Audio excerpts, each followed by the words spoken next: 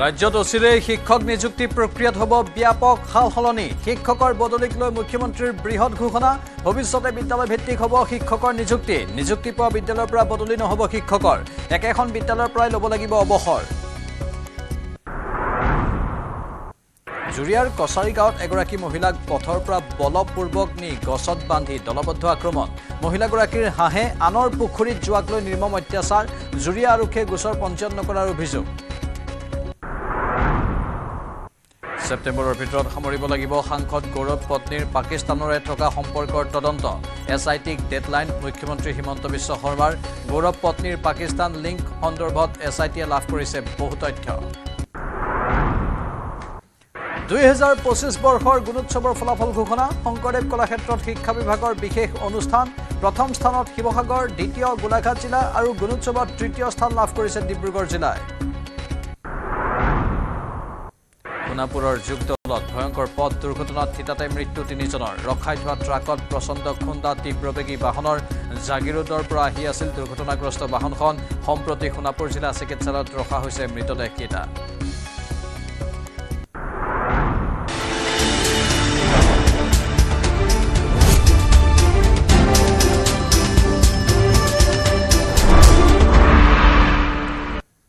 নমস্কাৰ স্বাগত মিত্ৰৰ বাতৰিলৈ ষ্টুডিঅ'ত মই প্ৰাঞ্জল দাড়ি টুপি আৰু পায়জামাৰ পিছত পুনৰ গোৱালপাৰাক লৈ বিতৰ্কিত মন্তব্য মন্ত্ৰী অশোক সিংঘালৰ এইবাৰ দুধনৈত মন্ত্ৰীগৰাকীয়ে প্ৰচাৰ চলাই ক'লে এসময়ত ৰাভা বড়ো ৰাজবংশী নাথ গাৰো লোকক লৈ হৈছিল গোৱালপাৰাৰ পৰিচয় কিন্তু এতিয়া গোৱালপাৰাৰ পৰিচয় হৈছে জামাল আব্বাছ আহমেদ মহম্মদ এটা সময় আছিল গোৱালপাৰা জিলাৰ পৰিচয় ৰাজবংশী মানুহ ৰাভা মানুহ বড়ো মানুহ নাথ মানুহ গাৰো মানুহক লৈ হৈছিলে আজি গোৱালপাৰা জিলাৰ পৰিচয় ক'বাত জামাল আছে ক'বাত আব্বাছ আছে ক'বাত আহমদ আছে ক'বাত মহম্মদ আছে তেওঁলোকৰ নামত পৰিচয় ল'ব লগা হয়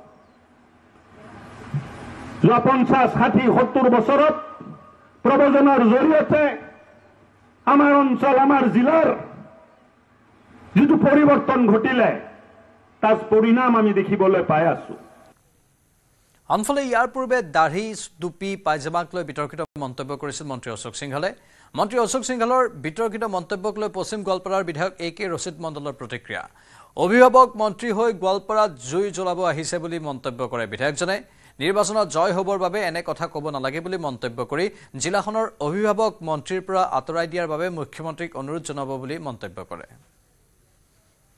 গোৱালপাৰা জিলাৰ অভিভাৱক মন্ত্ৰীয়ে যিবিলাক কথা কৈছে এইটো অসাংবিধানিক সাংঘাতিক বেয়া কথা কৈছে এইবিলাক গৰিহণাৰ যোগ্য কথা কাৰণ ঘৰৰ গাৰ্জিয়ানে যেতিয়া ঘৰখনত জুই জ্বলাব বিচাৰে তেতিয়াহ'লে সেই গাৰ্জিয়ান কেনেকুৱা গাৰ্জিয়ান মই মুখ্যমন্ত্ৰী মহোদয়ক অনুৰোধ কৰিম এনেকুৱা গাৰ্জিয়ান গোৱালপাৰা জিলাক নালাগে গোৱালপাৰা জিলা বহুত পুৰণা জিলা যি জিলাত হিন্দু মুছলমানে ইমান মিলি জুলি বসবাস কৰি আছে তাত গৈ পেলাই যদি হিন্দু মুছলমানৰ কাজিয়া এখন লগাবলৈ গাৰ্জিয়ানে চেষ্টা কৰি আছে মুখ্যমন্ত্ৰী মহোদয়ক আহ্বান কৰোঁ খুব সোনকালে এনেকুৱা গাৰ্জিয়ান গোৱালপাৰাৰ পৰা আঁতৰাই লৈ যাওক গোৱালপাৰা জিলাৰ নাগৰিকসকল সকলো জাতি ধৰ্মৰ মানুহবিলাক মিলা প্ৰীতিৰে বসবাস কৰি আছে যি দাৰিদ্ৰ্যৰ কথা মই তাৰে বিধায়ক ৰাভা হাছমৰ যিটো প্ৰথম যেতিয়া ৰাভা অনৰাভা সংঘাত হৈছিল আন্দোলন হৈছিল তেতিয়াও কিন্তু তাতে মই গণ্ডগোল হ'বলৈ দিয়া নাছিলোঁ মই মুখ্যমন্ত্ৰী ডাঙৰীয়াক অনুৰোধ কৰিম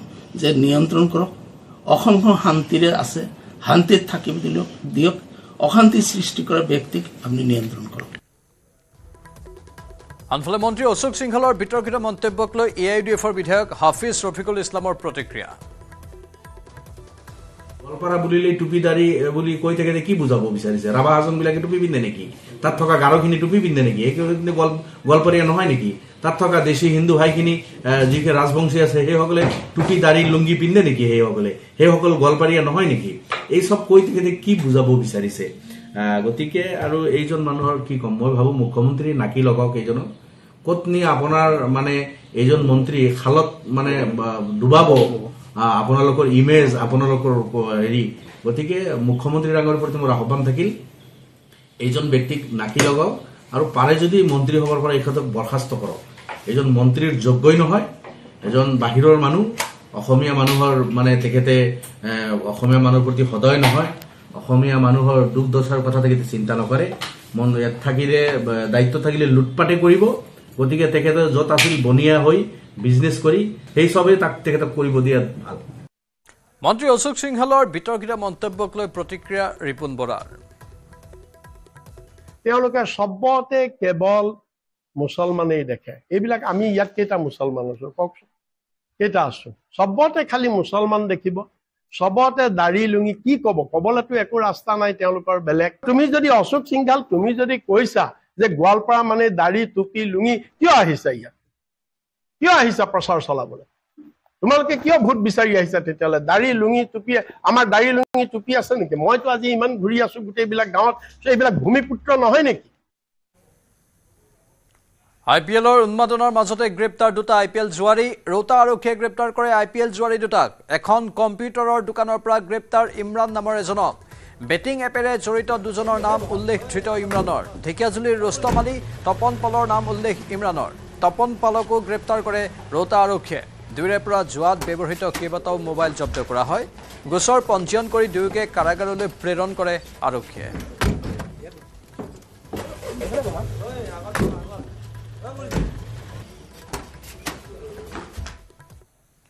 ডিফুৰ নিহাং লাংচত পাহাৰৰ মাটি খহি শ্ৰমিক নিহত 38 বছৰীয়া শ্ৰমিকজনৰ নাম দীপক বিশ্বাস। পাহাৰৰ মাটি পৰি গুৰুতৰভাৱে আহত হয় আন 6জন শ্ৰমিক। হতাহত 3জন শ্ৰমিক আছিল একেটা পৰিয়ালৰে। পাহাৰৰ দাঁতিত দেৱাল নিৰ্মাণৰ কাম কৰি আছিল শ্ৰমিকে। কাম কৰি থকা অৱস্থাতে মাটি খহি পৰাত ঘটে এই অঘটন। দীপক বিশ্বাসৰ মৃতদেহ মৰণোত্তৰ পৰীক্ষাৰ বাবে প্ৰেৰণ কৰা হৈছে। আপুনি কাম কৰিছিল নেকি?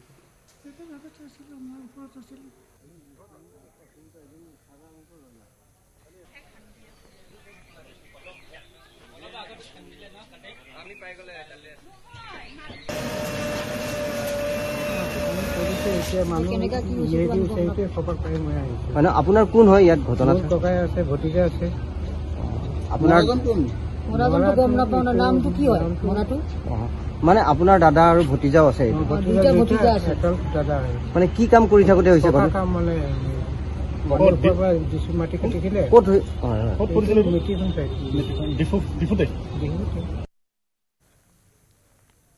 জুৰিয়াৰ কছাৰী গাঁৱত মানৱ সমাজক লজ্জানত কৰা এক ঘটনা।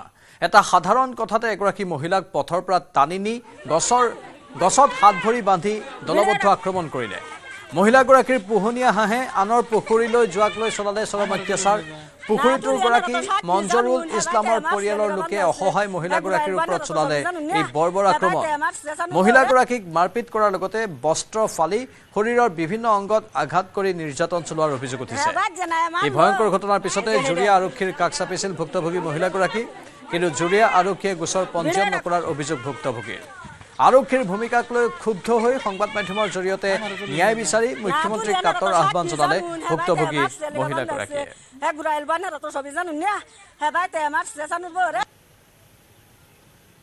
দুখীয়া মানুহ হাঁস মুৰ্গী ৰাখি ভাত খাওঁ। মোৰ হাজবেণ্ড মেণ্টেল, 3টা ছোৱালী আছে। হাঁসবিলাক সিহঁতৰ খালী ভাগৰত গৈছে, মাছ নাই একো। তাৰ পাছত হাঁস বেগ গোটেইখিনি মাৰিলে। তাৰপিছত মোৰ লগত মছজিদ আছে, মছজিদৰ মানুহৰ ওচৰত লৈ গৈছে দেখাবা। তাৰপিছত ভাতৰ পৰা আমাৰ টানি লৈ ঘৰত সি মঞ্জিৰুলে আৰু ৰুকসানা বেগমে আৰু জোস্নাৰা খাতুনে আৰু এই যে ৰিয়াজুদ্দিনে আৰু শাহানাজে টানি লৈ উঠানত খাৰা কৰি মাৰিছে আৰু বান্ধি পেলাই মাৰিছে। মাৰিলে 2.5 ঘণ্টামান বান্ধি আছোঁ। তাৰপিছত ভিডিঅ' কৰিলে ছ'চিয়েল ভিডিঅ'ত চাৰিয়া দিলে। আজি 5 দিনমান হৈ গ'ল, আমি একো বিচাৰ নাপাই। আমাৰ মুখ্যমন্ত্ৰী হিমন্ত বিশ্ব শৰ্মা ছাৰ আৰু নগাঁও SP ছাৰ, আপোনাৰ ওচৰত আমি বিচাৰ জনাই আছোঁ। আপুনি ভালদৰে তদন্ত কৰক, আমি এটা দুখীয়া মানুহৰ বৌ।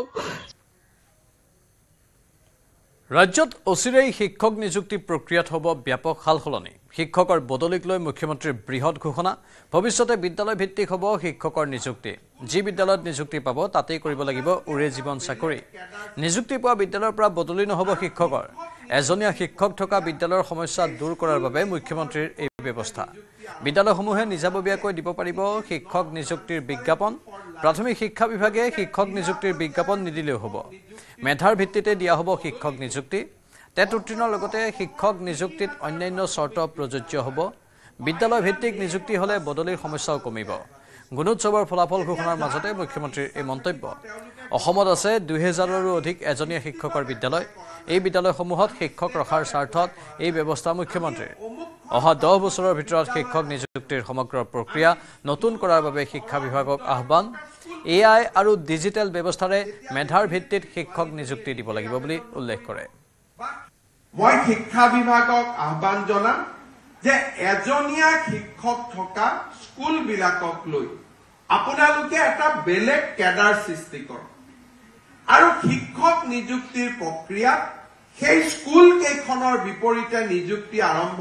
কৰক যাতে it is not transferable for life গতিকে জিলা পৰ্যায়ৰ শিক্ষক নিযুক্তিৰ ব্যৱস্থাটো বদলি কৰি অন্ততঃ অসমৰ 3000 প্ৰাথমিক বিদ্যালয়ত by the name of the school আপোনালোকে এডভাৰটাইজ কৰক তেতিয়া যাৰ মনত ইচ্ছা থাকিব তেওঁলোকে গম পাব যে আমি ডিস্ট্ৰিক্টত এপ্লাই কৰা নাই আমি ষ্টেটত এপ্লাই কৰা নাই আমি অমুকখন প্ৰাথমিক বিদ্যালয়ত আবেদন কৰিছো আমি দুৰ্গম চৰৰ ভিতৰত থকা স্কুলখনত আবেদন কৰিছো তেতিয়া ডেফিনেটলি ছোৱালীজনীয়ে নিজে আবেদন নকৰিব বা সেই চৰখনৰ লৰাই তাত আবেদন কৰিব কাৰণ তেওঁ জানে যে এইখন গাঁৱত মই কেনেকৈ পঢ়াব পাৰিম বা এই ভিতৰুৱা পাহাৰীয়া জিলাখনত মই কেনেকৈ থাকিব পাৰিম সেই 3000খন স্কুলত সেপাৰেটলি বাই ইন্ডিভিজুৱেল স্কুল আমি আবেদন কৰাব লাগে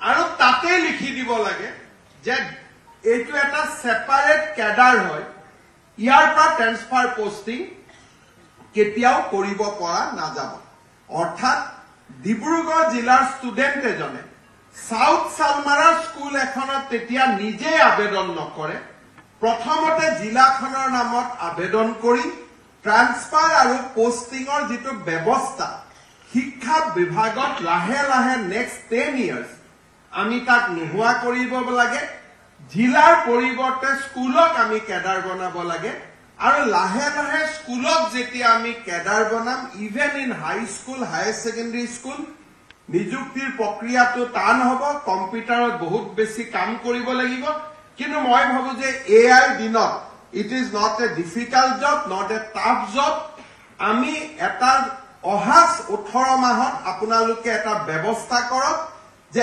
instead of district school become the cadre service ৰুলতে আমি আনিব লাগে যে এবাৰ এখন স্কুলত এপইন্টমেন্ট হলে তেওঁ জীৱনৰ কাৰণে তাতে থাকিব লাগিব he will not be transferred at all শোণিতপুৰৰ বালিপুৰাত আফ্ৰিকান সোৱাইন ফিভাৰৰ আতংক বালিপুৰাৰ 4 নম্বৰ গড়মাৰা গাঁৱত গাহৰি ফাৰ্মত আফ্ৰিকান সোৱাইন ফিভাৰৰ প্ৰাদুৰ্ভাৱ অঞ্চলটোৰ নীতিন নামৰ এজন ব্যক্তিৰ গাহৰি ফাৰ্মত আফ্ৰিকান সোৱাইন ফিভাৰত আক্ৰান্ত হৈছে বহু গাহৰি 2 শতাধিক গাহৰি থকা ফাৰ্মখনৰ ভালে সংখ্যক গাহৰিৰ ইতিমধ্যে মৃত্যু ঘটিছে আফ্ৰিকান সোৱাইন ফিভাৰত ইতিমধ্যে খানাপাৰা পশু চিকিৎসালয়ৰ পৰীক্ষাগাৰত গাহৰিৰ টেষ্ট পৰীক্ষা কৰাত নিশ্চিত হয় এই কথা শোণিতপুৰ জিলাৰ ভাৰপ্ৰাপ্ত জিলা দণ্ডাধীশে ভাৰতীয় নাগৰিক সুৰক্ষা সংহিতা 163 ধাৰা অনুসৰি অঞ্চলটোত গাহৰি বিক্ৰী আৰু সৰবৰাহৰ ক্ষেত্ৰত নিষেধাজ্ঞা আৰোপ কৰিছে 4 নম্বৰ গড়মাৰা গাঁৱৰ সংক্ৰমিত ফাৰ্মখনক কেন্দ্ৰবিন্দু হিচাপে চিনাক্ত কৰা হৈছে আৰু এই কেন্দ্ৰবিন্দুৰ পৰা 1 কিলোমিটাৰ ব্যাসাৰ্ধৰ ভিতৰৰ অঞ্চলটো সংক্ৰমিত অঞ্চল হিচাপে চিনাক্ত কৰা হৈছে লগতে সংক্ৰমিত কেন্দ্ৰবিন্দুৰ পৰা 10 কিলোমিটাৰ ব্যাসাৰ্ধৰ ভিতৰত থকা গাঁওসমূহক নিৰীক্ষিত অঞ্চল হিচাপে চিহ্নিত কৰা হৈছে গড়মাৰাৰ 4 নম্বৰ তাতে দুজন এক্স সাৰ্ভিসমেনে 2-3 মাহ আগতে মানে গাহৰি পালনৰ ষ্টাৰ্ট কৰিছিল গাহৰি ফাৰ্ম কিন্তু বেলেগ জিলাৰ পৰা আপোনাৰ গাহৰি আনিছে তাৰপিছত হঠাৎকে তাত বহুতখিনি মৰ্টেলিটি দেখাৰ পিছত সিহঁতে খানাপাৰা ভেটেনাৰী কলেজৰ লগত যোগাযোগ কৰিছিল তাৰপিছত সেই কলেজৰ পৰা আপোনাৰ টিম এটা পঠোৱা হৈছিলে যোনে আহি আপোনাৰ ব্লাড আৰু পোষ্টমৰ্টেম চেম্পল কালেক্ট কৰিছিল তাৰপিছত আপোনাৰ NARDTLৰ পৰা 21 মাৰ্চত আমাৰ ডিপাৰ্টমেণ্টৰ ডাইৰেক্টৰ অফিচত জনালে যে সেই ফাৰ্মত যোনখিনি চেম্পল লোৱা হৈছিলে সেইখিনি আপোনাৰ আফ্ৰিকান সোৱাইন ফিভাৰ যোনটো ASF বুলি কয় তাৰ কাৰণে পজিটিভ তাৰপিছত আমাৰ ডিপাৰ্টমেণ্টৰ পৰা সেই ফাৰ্মটো এপিচেণ্টাৰ বুলি ফৰ ASA কমপ্লিট ডিক্লেৰেশ্যনটো দিলে। সাংবাদিক দিলৱাৰ হুছেইন মজুমদাৰক পুনৰ গ্ৰেপ্তাৰৰ সম্ভাৱনা। দিলৱাৰক দ্বিতীয়টো গোচৰত গ্ৰেপ্তাৰৰ সম্ভাৱনা। 111/25 নম্বৰৰ গোচৰত দিলৱাৰক গ্ৰেপ্তাৰৰ সম্ভাৱনা। দিলৱাৰৰ বিৰুদ্ধে ৰুজু হৈ আছিল দুটাকৈ গোচৰ। পূৰ্বে 110/25 নম্বৰৰ গোচৰত গ্ৰেপ্তাৰ হৈছিল দিলৱাৰ হুছেইন। পূৰ্বে প্ৰথমটো গোচৰত জামিন লাভ কৰিছিল দিলৱাৰে। এই পৰ্যন্ত দ্বিতীয়টো গোচৰত জামিন পোৱা নাই দিলৱাৰে। বুধবাৰে CJM আদালতে এটা গোচৰত জামিন মঞ্জুৰ কৰিছিল সাংবাদিক দিলৱাৰ হুছেইন মজুমদাৰক। বেইল বণ্ড জমা দিব নোৱাৰাৰ বাবে নিশাটো কাৰাগাৰতে থাকিবলগীয়া হ'ল সাংবাদিকগৰাকী। আজি পুনৰ সাংবাদিকগৰাকীক দ্বিতীয়টো গোচৰত গ্ৰেপ্তাৰৰ পূৰ্ণ সম্ভাৱনা প্ৰকাশ পাইছে। কাৰাগাৰৰ সন্মুখত মোতায়েন কৰা হৈছে পাণবজাৰ আৰক্ষীৰ বৃহৎ দল। খন্তেক পিছতে আৰক্ষী আয়ুক্তও কাৰাগাৰলৈ অহাৰ সম্ভাৱনা।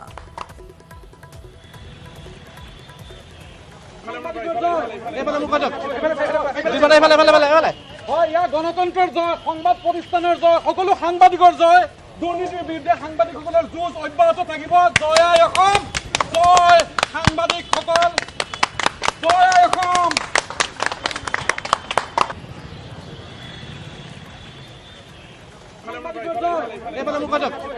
আমাৰ সাংবাদিক উৎপল হালৈ বৰ্তমান লাইভত আছে। উৎপল, দিলৱাৰক এতিয়া কাৰাগাৰত ৰখা হৈছে, হয়তো আদালতত হাজিৰ কৰা হ'ব, কি তথ্য আছে?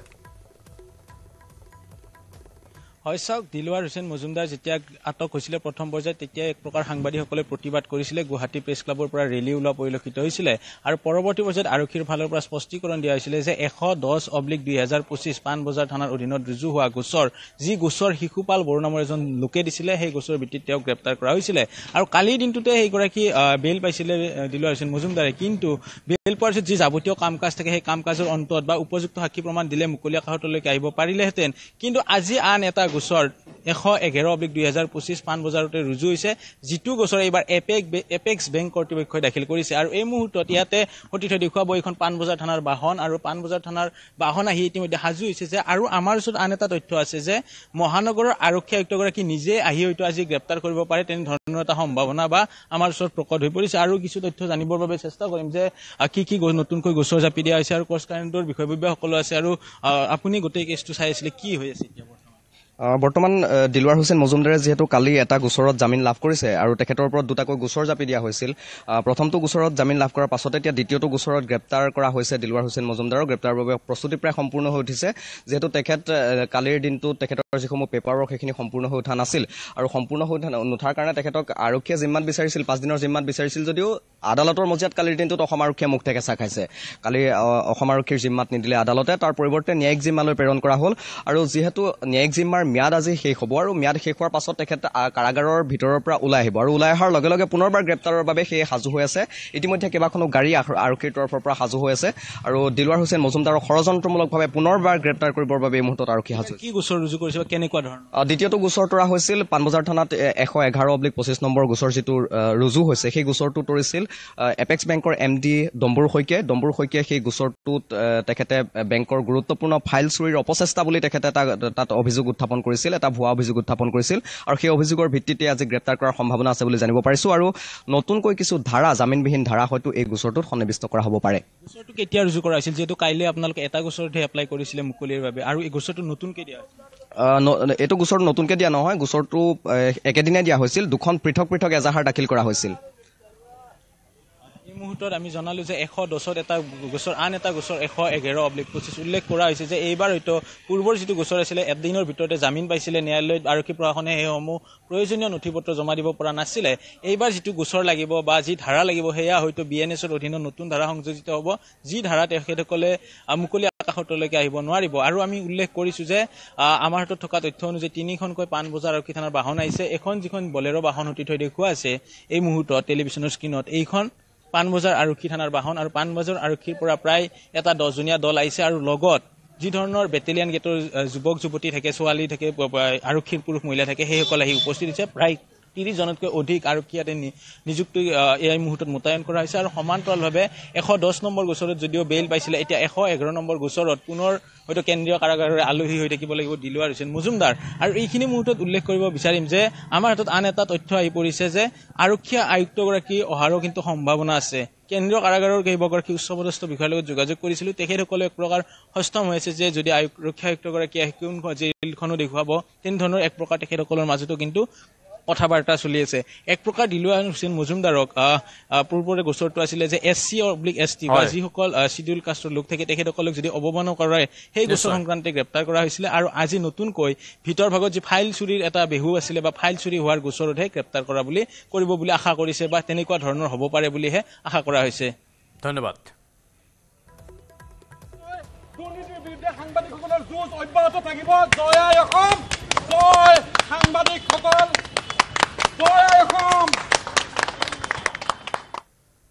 বিশিষ্ট সাহিত্যিক সমালোচক প্ৰয়াত ভৱানী প্ৰসাদ অধিকাৰীৰ বাসগৃহত মুখ্যমন্ত্ৰী হিমন্ত বিশ্ব শৰ্মা হাতীগাঁৱৰ লক্ষ্মীনগৰত থকা বাসগৃহত উপস্থিত হৈ শোক সন্তপ্ত পৰিয়ালটোক সমবেদনা জ্ঞাপন কৰাৰ লগতে ভৱানী প্ৰসাদ অধিকাৰীয়ে ৰচনা কৰা বহুৰূপী বেজবৰুৱা নামৰ গ্ৰন্থ উন্মোচন কৰে মুখ্যমন্ত্ৰীয়ে মৃত্যুৰ পূৰ্বে ৰসৰাজ লক্ষ্মীনাথ বেজবৰুৱাৰ ব্যক্তিত্বৰ বিভিন্ন দিশ সামৰি ভৱানী প্ৰসাদ অধিকাৰীয়ে ৰচনা কৰিছিল গ্ৰন্থখন মুখ্যমন্ত্ৰীৰ লগতে উপস্থিত থাকে মন্ত্ৰী ৰঞ্জিত কুমাৰ দাস 18 মাৰ্চত শেষ নিশ্বাস ত্যাগ কৰিছিল বিশিষ্ট সাহিত্যিক সমালোচক ভৱানী প্ৰসাদ অধিকাৰীয়ে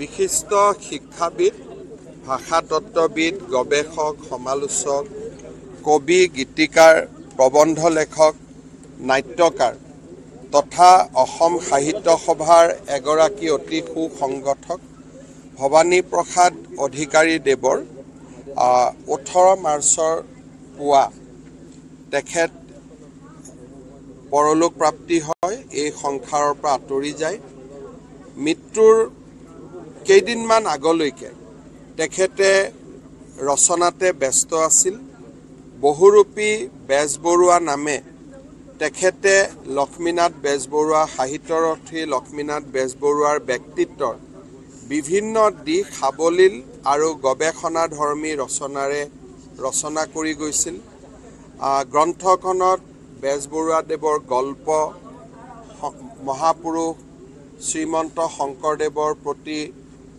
বেজবৰুৱাদেৱৰ আস্থা বা তেখেতৰ প্ৰতি যি তেখেতৰ গভীৰ ভক্তি বেজবৰুৱাদেৱৰ ব্যক্তিত্ব ব্যৱসায়িক দিশ অসম প্ৰেম এই গোটেইবোৰ দিশ সামৰি ভৱানী প্ৰসাদ অধিকাৰীদেৱে এখন সুন্দৰ পুথি ৰচনা কৰি থৈ গৈছিল আজি তেখেতৰ খুব ইচ্ছা আছিল যে মৃত্যুৰ আগতেই পুথিখন উদ্বোধন কৰা মোৰ পৰা সময় বিচাৰিছিল কিন্তু মই সময় দিব নোৱাৰাৰ বাবে মৃত্যুৰ আগত পুথিখন উদ্বোধন কৰিব তেখেতে নোৱাৰিলে আজি তেখেতৰ মৃত্যুৰ 10টা দিনৰ পিছত পৰিয়ালটোৰ সৈতে পুথিখন মই উদ্বোধন কৰিছোঁ আৰু মৃত্যুৰ আগতে পুথিখন তেখেতে মোৰ নামতে উৎসৰ্গা কৰি থৈ গৈছিল সঁচাকৈ এটা আৱেগিক মুহূৰ্ত মই পুনৰবাৰ ভৱানী প্ৰসাদ অধিকাৰী দেৱৰ প্ৰতি মোৰ শ্ৰদ্ধা জনাইছোঁ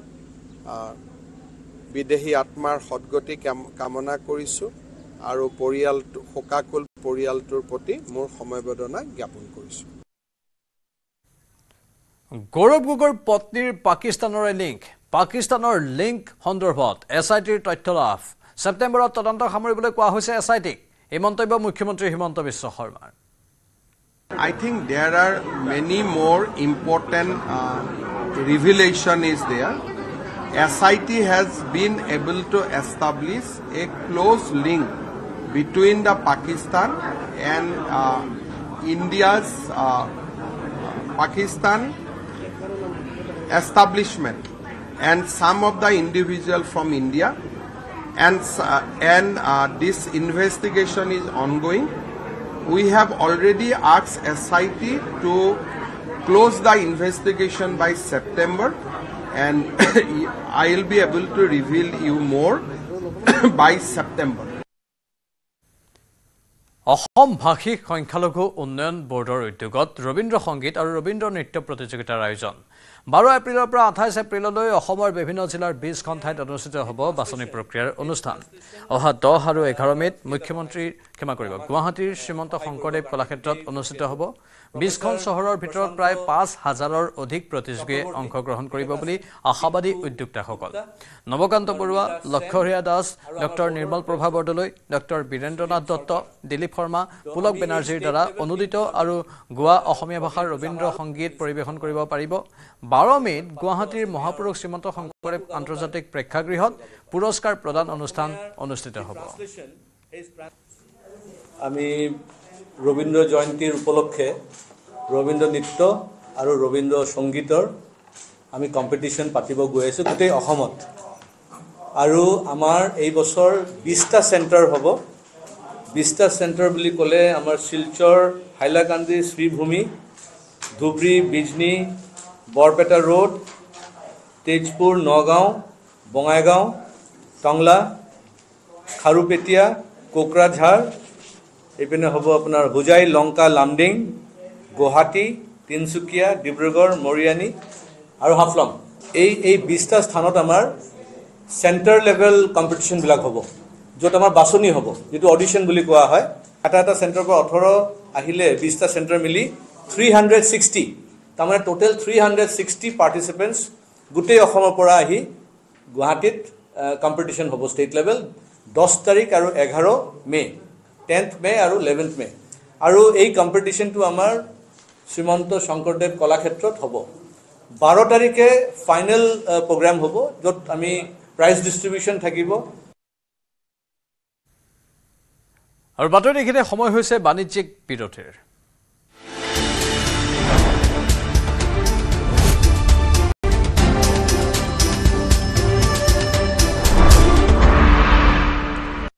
কোনটো